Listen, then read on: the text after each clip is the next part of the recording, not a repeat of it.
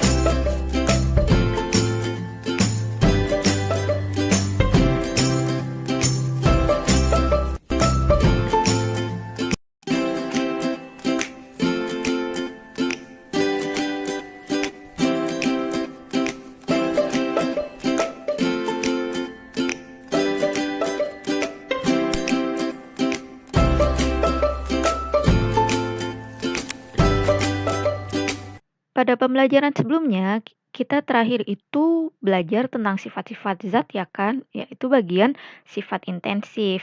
Nah, pembelajaran kali ini kita akan lanjutkan pada bagian perubahan zat. Di sini saya memiliki 2 lembar tisu dan alatnya berupa satu buah korek api. Di sini saya melakukan 2 percobaan. Pada fenomena pertama, lembaran tisu yang pertama itu saya sobek menjadi beberapa bagian hingga bagiannya itu seperti ini. Ya kan? Tadinya lembarannya besar, terus saya potong-potong, saya sobek lembarannya menjadi sekecil ini.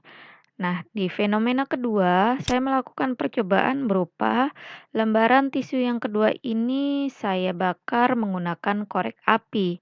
Setelah saya bakar, ternyata tisunya berubah menjadi warna hitam seperti ini, adik-adik. Apa ya yang membedakan antara fenomena pertama dengan fenomena kedua? Perubahan apa sih sebenarnya? Mari kita lanjut. Perubahan zat. Perubahan zat pada fenomena pertama itu dinamakan perubahan fisis, yaitu perubahan suatu zat yang tidak menghasilkan zat jenis baru. Sedangkan perubahan zat yang di fenomena kedua dinamakan perubahan kimia, karena perubahan zat tersebut menghasilkan zat jenis baru. Nah, kita cek ya ciri-cirinya dari yang fenomena pertama. Di fenomena pertama itu tidak terbentuk zat jenis baru. Awalnya, lembaran tisu itu besar. Setelah saya potong-potong, saya sobek-sobek, lembarannya menjadi kecil. Tapi zatnya tetap bernama tisu kan? Tidak ada zat jenis baru. Kemudian, zat yang mengalami perubahan dapat kembali ke bentuk semula. Selain tisu yang saya potong-potong, bisa juga misalkan lilin nih. Lilin saya potong-potong. Lilin mainan loh ya. Lilin mainan saya potong-potong, saya bentuk mainan selucu mungkin begitu. Nah, setelah saya selesai bermain, lilinnya saya gabung-gabung lagi.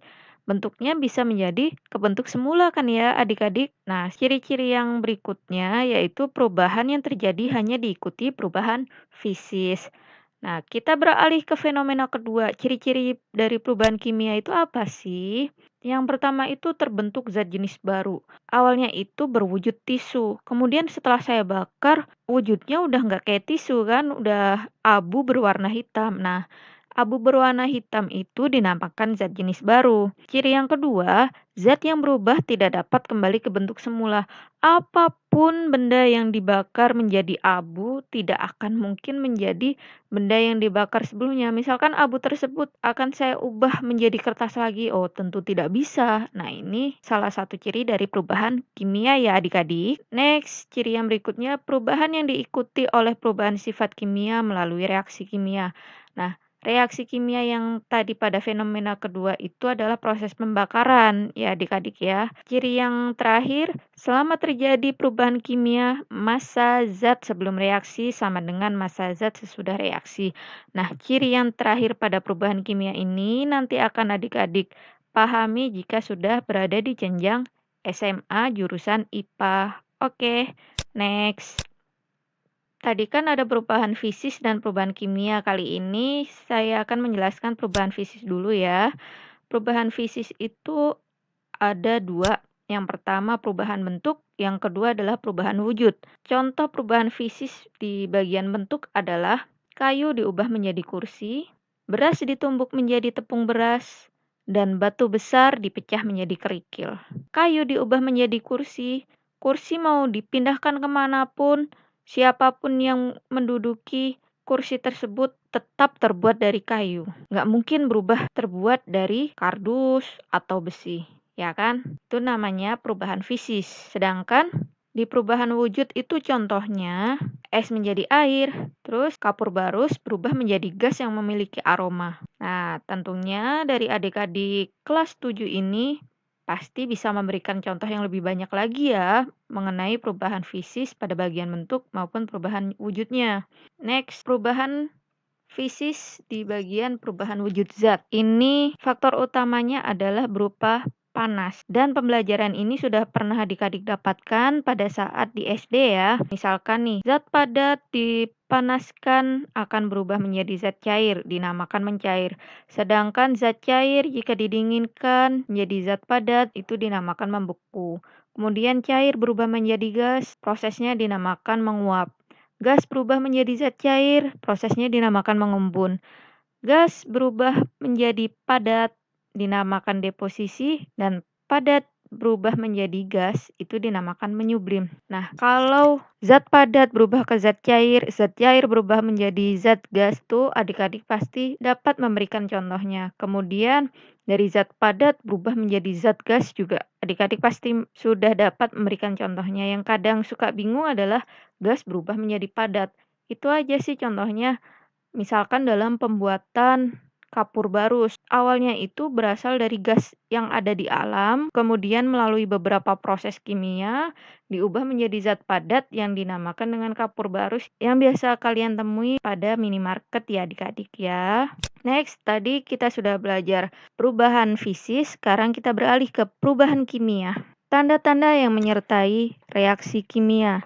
Yang pertama kali yaitu terjadi perubahan warna.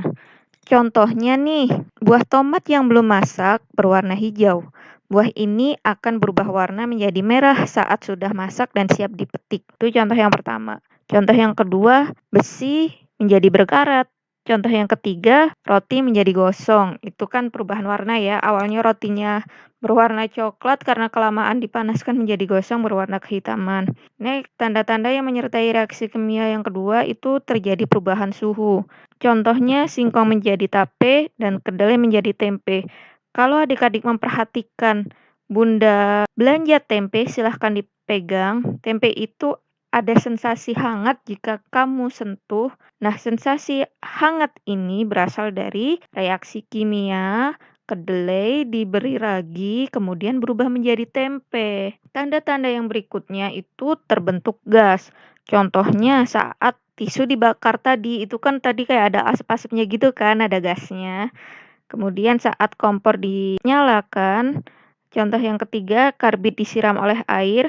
Kemudian ada lagi contohnya yang biasa kita temui di kehidupan sehari-hari itu sampah yang membusuk. Sampah yang membusuk tersebut akan memberikan aroma yang tidak sedap. Nah, itu kan terbentuk gas kan. Aroma tidak sedap itu berasal dari gas tersebut. Kemudian ciri yang terakhir adalah terbentuknya endapan. Contohnya susu menjadi basi, minyak menjadi tengik, dan batu kapur disiram air. Kalau adik-adik kelas 7 memperhatikan Bunda memasak yang bagian gorengan gitu ya, awalnya minyaknya masih rada cair, giliran lama-kelamaan digunakan untuk menggoreng ternyata lama-lama kental begitu. Dan yang menyebabkan minyak tersebut kental karena adanya endapan tersebut gitu. Nah, itu namanya perubahan kimia. Baiklah, untuk pembelajaran perubahan wujud zat sudah berakhir. Saya akhiri, wabillahi taufik wal hidayah. Wassalamualaikum warahmatullahi wabarakatuh.